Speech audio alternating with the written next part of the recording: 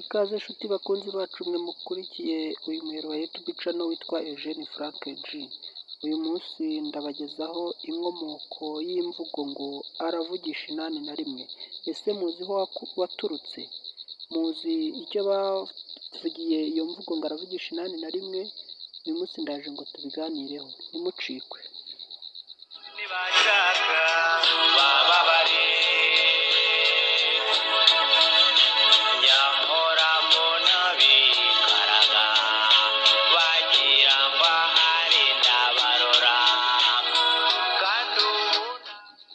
Inkomoko y'imvugo ngo aravugisha inani na rimwe ni imvugo abantu benshi bagenda bibazaho byaba byaraturutse. Imvugo nyinshi zigenda zikoreshwa ahantu hatandukanye kenshi na kenshi hakibazwa inkomoko yazo. Iyo bavuze bati kanaka aravugisha inani na rimwe, si benshi bahita bumva inkomoko yabyo nubwo atari imvugo ya kera cyane.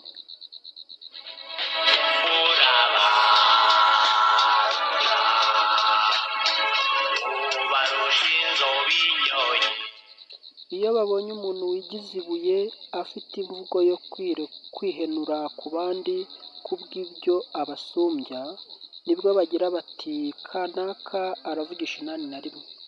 Ni imvugo yadutse ahasaga mu mwaka w'1970 mu gihe cy'ubutegetsi bwa Kayibanda Gerigori, ubwo u Rwanda rwari rutangiye gukwirakwiramo ibinyobwa by'uruganda rwa Bralirwa.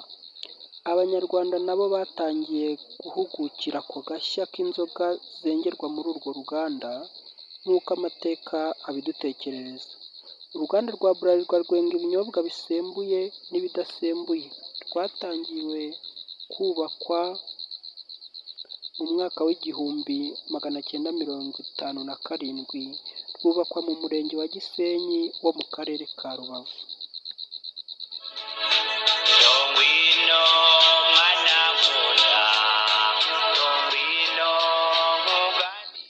Rwubatswe ari uruganda rw'ishami ry'u Burundi nyine rwa Brasserie Léopoldville i Kinshasa y'ubu. Rwari rusanzwe ari urwa Kongo Mbiligi rushinzwe gusakaza ibyo binyobwa mu bihugu byakolonijwe n'Ababiligi. Ishami ryarwo mu Rwanda ryuzuye ritahwa ku mugaragaro n'Umwami Mutara wa III Rudahigwa Charles Léon Pierre mu mwaka w'1959, nibwo urwo ruganda rwuzuye mu Rwanda.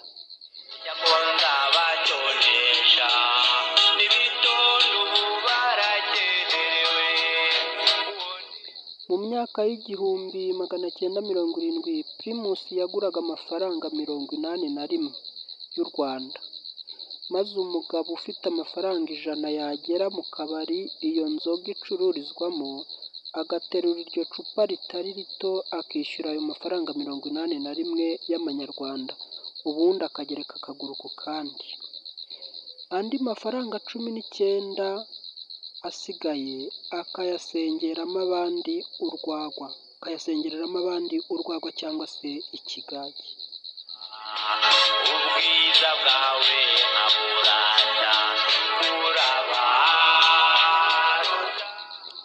Iyo mvugo yatangiye kwamamara mu tubari, mu rusisiro, ibakarande ndetse itangira no kwinjira mu zindi shoberamahanga mu Rwanda rufite na bugingo n'ubu. Ibyo yavugaga icyo gihe byose byarijyanaga, ntihagire umuhakanya kabone n'aho yaba abeshya. Abari aho bati nimumureke aravugisha inani na rimwe ye, ayo mafaranga yaguze Primus. Uwo ari we wese uvuze ijambo n'imvugo zo gutongana no kuninura cyangwa se ry'akaminuramuhini ririmo icyizere cyinshi ku bw'icyubahiro cyangwa se ubutunzi arusha ababwira, abo bari kumwe bakagira bati aravugisha inani na rimwe. Ngayo nguko ay'imvugo ngo aravugisha inani na rimwe, inkomoko yabyo ndetse n'uwabikoreshaga icyo yabaga agamije. Ndabakunda cyane, cawu cawu.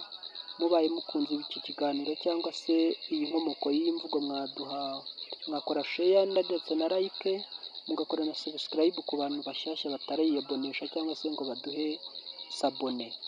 Ndabakunda, murakoze cyane kudukurikira, naho ubutaha. Ciao ciao.